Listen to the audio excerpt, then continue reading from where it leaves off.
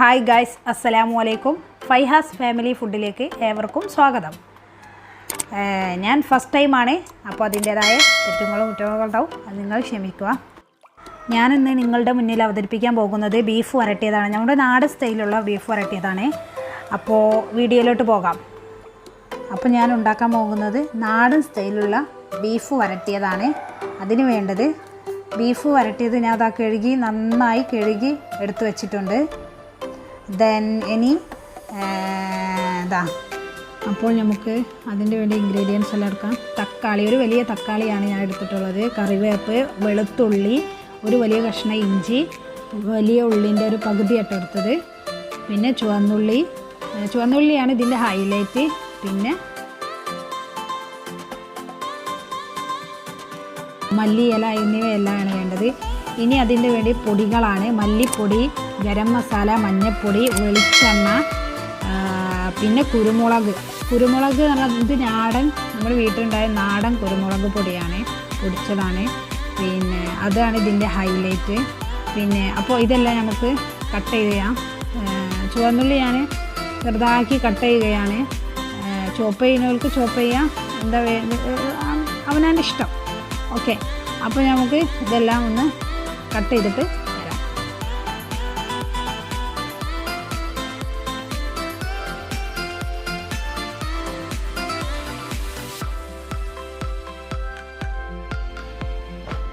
അപ്പോൾ ചുവന്നുള്ളി എല്ലാം കട്ട് ചെയ്തിട്ടുണ്ട്.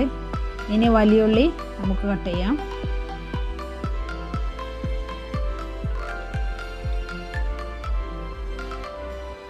അപ്പോൾ വലിയുള്ളി കട്ട് ചെയ്ത് കഴിഞ്ഞു.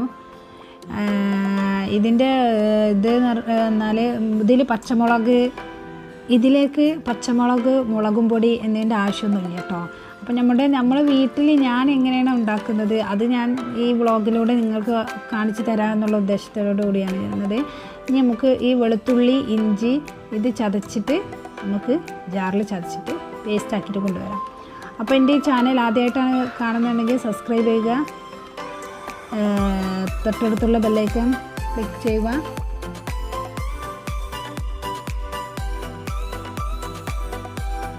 ഇഞ്ചി വെളുത്തുള്ളി ഞാൻ ജാറിലിട്ട് ഒന്ന് ചതച്ചെടുത്തിട്ടുണ്ട്. ഇത് ചതച്ചെടുത്താൽ മതി, എല്ലാ പേസ്റ്റ് രൂപത്തിലൊന്നും ആക്കണ്ട. പിന്നെ നമുക്ക് മല്ലിയില ചെറുതായിട്ട് കട്ട് ചെയ്യാം.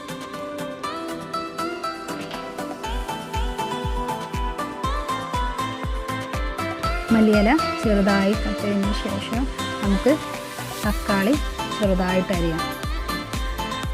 ഇതിൻ്റെ ഹൈലൈറ്റ് എന്ന് പറഞ്ഞാൽ കുരുമുളകാണ്. തക്കാളി ഇടുന്നവർക്ക് ഇടാം. തക്കാളി ഒരു പുളിപ്പിനാണ് കേട്ടോ തക്കാളി ഇടുന്നത്. അപ്പോൾ ഞാനൊരു തക്കാളിയെ ഞാൻ എടുത്തിട്ടുള്ളൂ, ഓവറൊന്നും എടുത്തില്ല. കറിയിലേക്കാണെങ്കിലല്ലേ പിന്നെ അധികം വേണ്ടത്. ഇത് വരട്ടാനുള്ളതിനൊക്കെ ഉണ്ട്, ഞാനൊരു തക്കാളി എടുത്തിട്ടുള്ളൂ. അപ്പോൾ നമുക്കത് ചെറുതായിട്ട് കട്ട് ചെയ്യണം.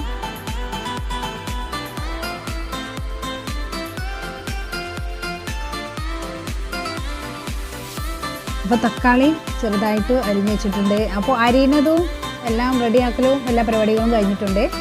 ഇനി നമുക്ക് ഇതെല്ലാം കൂടി ഒന്ന് കുഴച്ച്, കുക്കറിലാണ് ഞാൻ വെക്കുന്നത്. ഞാൻ വെക്കുന്ന രീതിയിലാണ് വെക്കുന്നത്. അപ്പോൾ കുക്കറിലെല്ലാം കൂടി ഞാൻ വെളിച്ചെണ്ണ കുഴച്ചിട്ടാണ്ട് അങ്ങനെയാണ് റെഡിയാക്കുന്നത്. ഓക്കെ, അപ്പോൾ കുക്കർ എടുത്തുകൊണ്ട് അതിലേക്ക് നമുക്ക് എല്ലാ ഇൻഗ്രീഡിയൻസും ഒഴിച്ചു കൊടുക്കാം. വെളിച്ചെണ്ണ ആഡ് ചെയ്താൽ അടി പിടിക്കില്ല, അധികം വെള്ളം ഒഴിക്കില്ലല്ലോ. അപ്പോൾ അതിൻ്റെ ആദ്യം ചുവന്നുള്ളിയും ഉള്ളി ഐറ്റംസൊക്കെ ആദ്യം ഇട്ട് കൊടുക്കാം. അതിന് ശേഷം ഇഞ്ചി വെളുത്തുള്ളി പേസ്റ്റ് കൊടുക്കാം.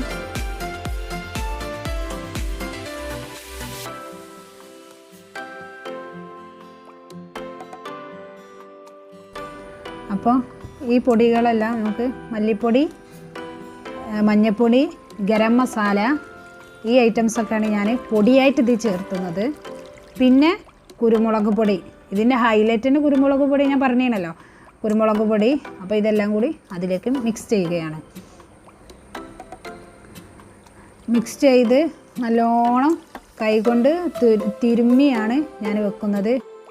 പിന്നെ ഇട്ടെടുക്കാൻ പോകുന്നത് കുരുമുളകാണ്. കുരുമുളക് കുറച്ച് അധികം തന്നെ വേണം, കാരണം പച്ചമുളകൊന്നും ഇടില്ലല്ലോ അതിൽ. അപ്പോൾ എരിവിന് വേണ്ടിയാണ് കുരുമുളക് കുറച്ച് അധികം തന്നെ വേണം. വലിയ ടേബിൾ സ്പൂണാണ് ഞാൻ എടുത്തത്, ടീസ്പൂണല്ല.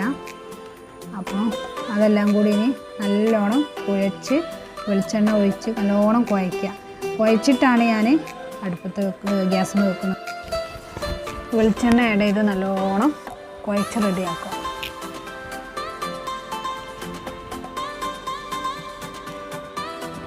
നല്ലോണം കുഴച്ച് എല്ലായിടത്തും എത്തണം കേട്ടോ. നല്ലോണം കുഴച്ച് എന്നിട്ട് ഒരു കുറച്ച് വെള്ളം, നമ്മൾ ആ കഴുകിയ ആ വെള്ളം മാത്രമേ ഞാൻ ഇതിൽ ഉപയോഗിക്കുന്നുള്ളൂ.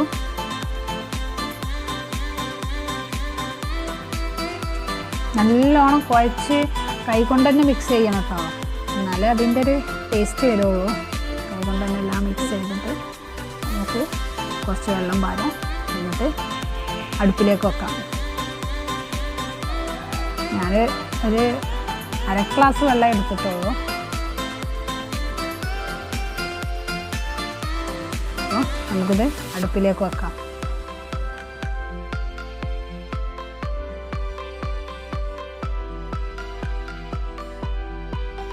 അപ്പോൾ ഞാൻ ഉപ്പിടാൻ മറന്നതാണ്. പാത്രം കണ്ടപ്പോഴാണ് ഓർമ്മയായത്. അപ്പോൾ ഞാൻ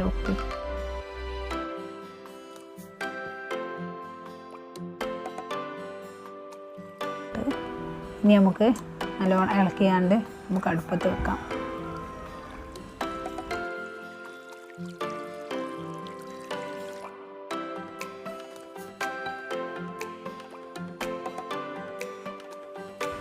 അപ്പോൾ ഞാനിത് അടുപ്പത്ത് വെച്ചിട്ടുണ്ട്. വിസിൽ വരാൻ ഒരു വിസിൽ വന്നാണ്ട് ഞാൻ ബീഫ് ഒരു വിസിൽ വന്നാൻ പാടും ഞാൻ സിമ്മിലാക്കി വെക്കലാണ്. ഒരു 15 മിനിറ്റ് ഒക്കെ സിമ്മിലാക്കി അവിടെ വെക്കും. ബീഫിന് നല്ല വേവുള്ളതല്ലേ, അപ്പോൾ ആക്കും പോലെ അങ്ങനെ അതേ കിടന്ന് അങ്ങനെ വെന്തോളൂ. ഹൈ ഫ്ലെയിമിൽ വെച്ച് കണ്ട് അങ്ങനെ വറ്റിക്കൊന്നും വേണ്ടല്ലോ. അപ്പോൾ അങ്ങനെ വെന്തോളൂ. പിന്നെ നമുക്ക് ചെയ്യാൻ പോകുന്നത് ഇത് അത് വെന്ത് കഴിഞ്ഞതിന് ശേഷം വറവിടുന്ന പരിപാടിയാണ്. അപ്പോൾ ഒരു പാൻ എടുത്ത് അടുപ്പിൽ വെച്ചിട്ട്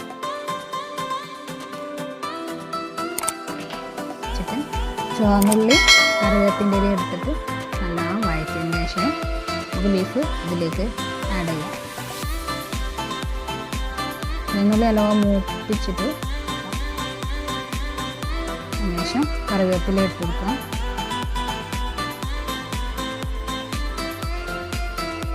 ശേഷം ബീഫ് ഇടുക. അപ്പോൾ നമ്മൾ ഉഷാറ് ബീഫ് വരട്ടിയത് റെഡി ആയിട്ടുണ്ട്. നിങ്ങൾക്ക് ഇഷ്ടമാവോ എന്നറിയില്ല, ഞങ്ങളുടെ നാടൻ സ്റ്റൈലിലാണ് ഞാൻ ഉണ്ടാക്കിയത്. ഭയങ്കര ടേസ്റ്റാണ്. നിങ്ങൾ ഇതേപോലെ തന്നെ ട്രൈ ചെയ്തിട്ട് അതിൻ്റെ കമൻറ്റ് പറയാം. ഓക്കെ, അപ്പോൾ നമ്മുടെ ചാനൽ ഫൈഹാസ് ഫാമിലി ഫുഡ് നിങ്ങളെല്ലാവരും സബ്സ്ക്രൈബ് ചെയ്യുക. അപ്പോൾ നിങ്ങളെല്ലാവരും സബ്സ്ക്രൈബ് ചെയ്യുക. അപ്പോൾ ഞാൻ നിങ്ങൾക്ക് സെർവ് ചെയ്ത് കാണിച്ചു തരാം എങ്ങനെ ഉണ്ടാകുന്നത്. നിങ്ങൾ തന്നെ കുറേ കമൻറ്റിലൂടെ പറയാൻ ലൈക്ക് ചെയ്യാം. നിങ്ങളുടെ എല്ലാവിധ സപ്പോർട്ടും എനിക്ക് വേണം. ഞാൻ ആദ്യമായിട്ടാണ് ഒരു വ്ളോഗ് ചെയ്യുന്നത്. യൂട്യൂബ് ഞങ്ങൾ ചാനൽ തുടങ്ങിയ ഒരു വ്ളോഗ് ചെയ്യുന്നത്. അപ്പോൾ എല്ലാവിധ സപ്പോർട്ടും നിങ്ങളിൽ ഞാൻ പ്രതീക്ഷിക്കുന്നു. അപ്പോൾ നമ്മുടെ ബീഫ് വരയ്ക്ക് എങ്ങനെയുണ്ടെന്ന് നോക്കാം.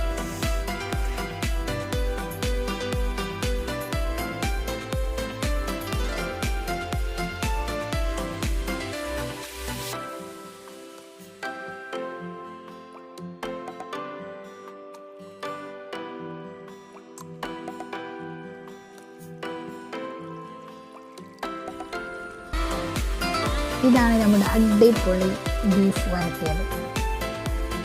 അപ്പോൾ നിങ്ങളെല്ലാവരും ട്രൈ ചെയ്യുമെന്ന് ഞാൻ വിശ്വസിക്കുന്നു. എല്ലാവർക്കും ഇഷ്ടമായെങ്കിൽ ലൈക്ക് ചെയ്യുക, ഷെയർ ചെയ്യുക, സബ്സ്ക്രൈബ് ചെയ്യുക. ഓക്കെ, അസ്സലാമു അലൈക്കും.